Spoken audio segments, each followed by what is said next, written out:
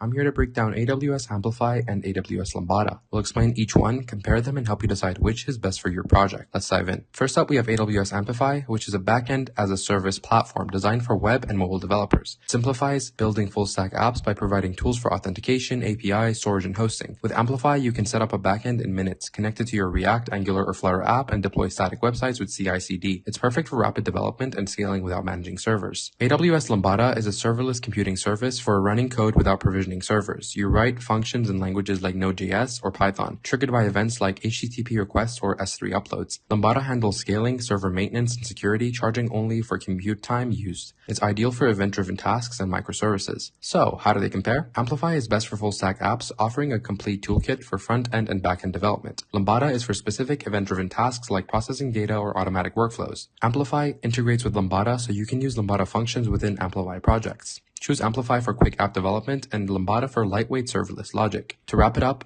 Amplify is your go-to for scalable web and mobile apps, while Lambda shines for serverless event-based tasks. Check out this chart for a quick comparison and let us know your questions below. Thanks for watching.